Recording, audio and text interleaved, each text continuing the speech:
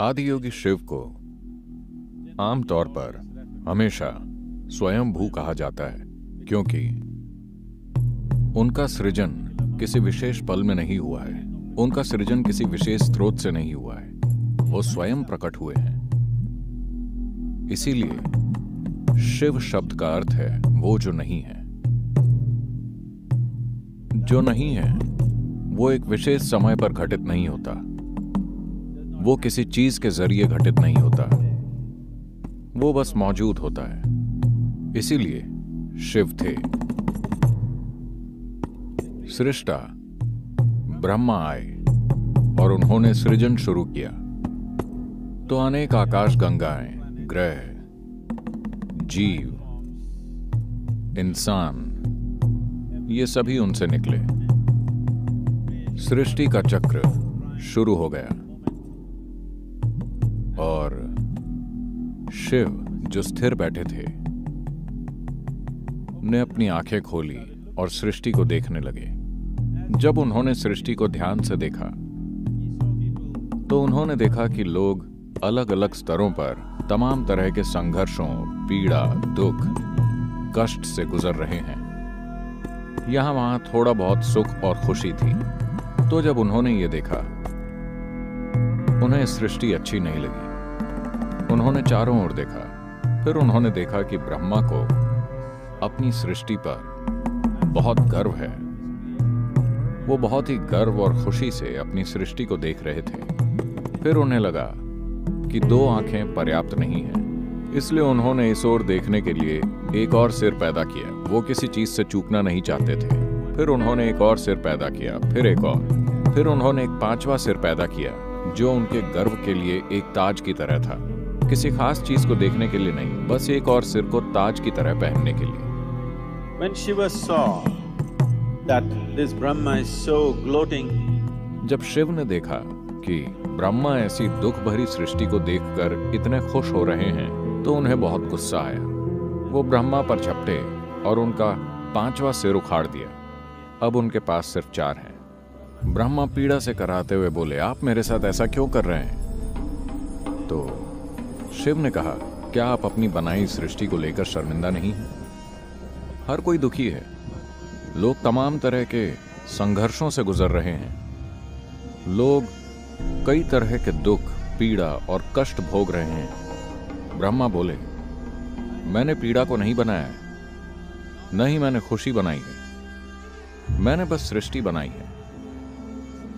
ये उनके ऊपर है कि वो इससे कैसे गुजरते हैं।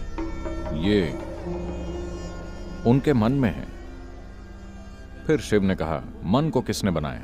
वो भी आपने बनाया है। ब्रह्मा बोले, मन का अपना कोई गुण नहीं है, वो सिर्फ मौजूद है। लोग उसे खुशी में बदल सकते हैं या दुख में। लोग उसे कष्ट में बदल सकते हैं या परमानंद में, ये उनके ऊपर है।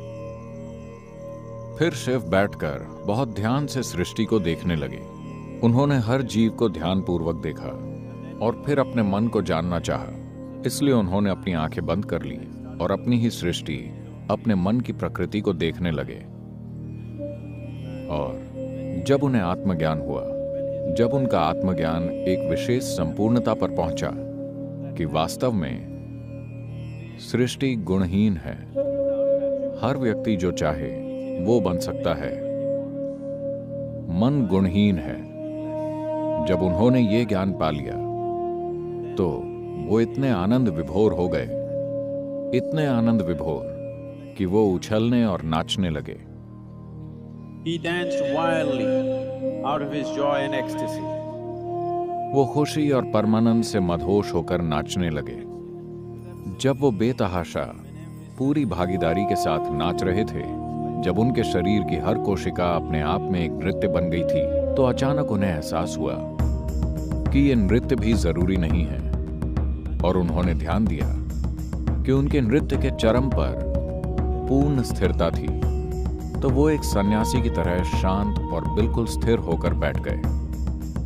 कहते हैं कि वो स्थिरता इसी दिन घटित हुई। महाशिवरात्रि की रात को ऐसा हुआ था।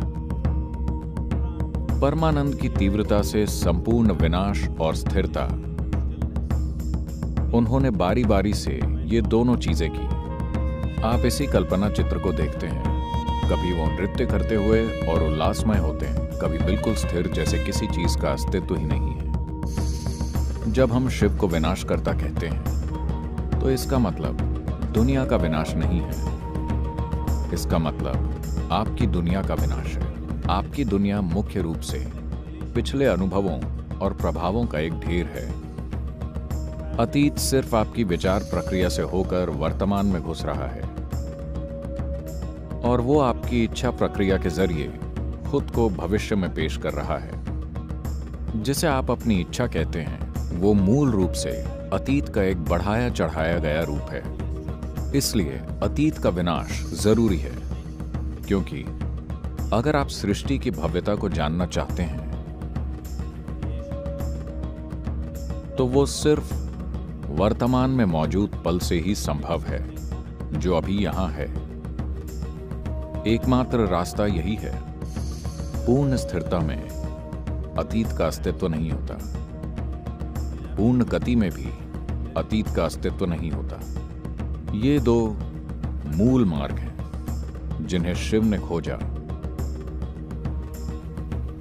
ताकि आप सृष्टि और सृष्टि के स्रोत तक पहुंच सकें।